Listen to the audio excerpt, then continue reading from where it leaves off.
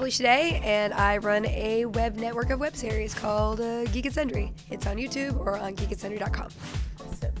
So let's launch right into it. Geek Sundry has already started its second season, I believe, and you guys have some new partnerships and gaming focus. So let's move a little into that. What's that about? Yeah, we definitely have some really cool gaming shows. I have a show called Co-optitude where I play retro games with my brother. One of our biggest shows is called Tabletop. It was created by Will Wheaton, and every single week he invites celebrity guests over to play a new and different kind of hobby game, hobby board game. It's a long 25-minute show, and it breaks all the rules, and it's one of my favorite things and one of our audience's favorite things too. We're adding a bunch of new shows in this fall and upcoming in the winter, and we announced those today at the panel, which is very exciting. We're doing an animated series by Adam De La Pena, who did Code Monkeys on G4, and he's doing another 8-bit animated series called Outlands, about a group of misfits who travel the universe trying to terraform planets and add McDonald's and Walmarts and things like that. It's really super funny. His sense of humor is so amazing, so I'm excited for that show, and that's going to be the one that's coming out the soonest in August. Can we expect to see you on TV again? You just reprised Charlie on Supernatural not too long ago, and everybody loved it. So, what can we expect from you, like TV-wise, this year? I hope that they call me again for Supernatural. We'll see. Fingers crossed. I love playing Charlie. She's really a gift. She's a geek girl who's not defined by the things she likes. She's a real person underneath. And I love the writing. I love working with the cast and the crew. And I hope they have me back. Nothing official yet right now. For TV work, I'm very busy. I produce over a dozen web series and run a network, and I'm in it, a lot of the videos. So I definitely have a full-time job there. But since the guild has ended, I'm working on developing new projects. Those are in development, so I can't say anything, but I'm really excited about them as a writer and a performer.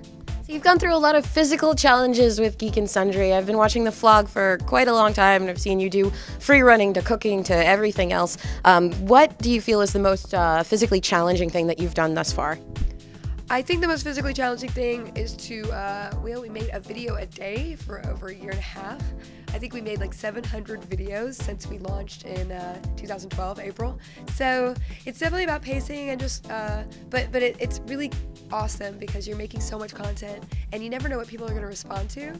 And that's kind of the privilege that we can really experiment with things that mainstream TV would never greenlight. We can make something that's a little off or speaks to a specific subgroup like tabletop games that nobody would think there was enough audience for, but online there is. It's all about niche audiences. But we're definitely refocusing around fewer shows, and we have some really cool scripted shows coming out that we announced at the panel, and including Outlands. We also have a show called Caper by Amy Berg, which is a comedy about superheroes mixing motion graphics and real life in a really cool, innovative way. And we are having a partnership with Bad Hat Harry, which is Bryan Singer's company, to do Spooked. It's a half-hour comedy about paranormal investigating team, and it's going to be 22-minute episodes, so we're going to be doing 6. So it's like the full-length TV show on the web. So we're always trying to experiment, and I guess that's the hardest thing, coming back to your question, is just always trying to break the rules and see what works, and having as much fun as we can doing it. And then finally, do you have a message to your fans about the upcoming Geek and Sundry season?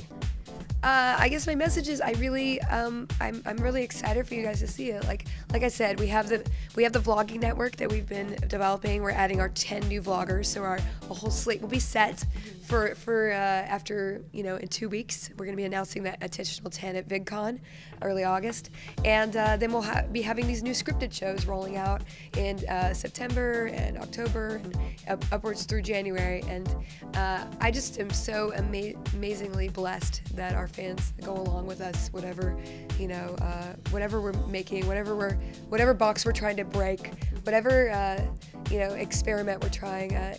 You guys are along with us on our journey, and I just love that. We're making things without people's permission, and we're having amazing fun while we do it.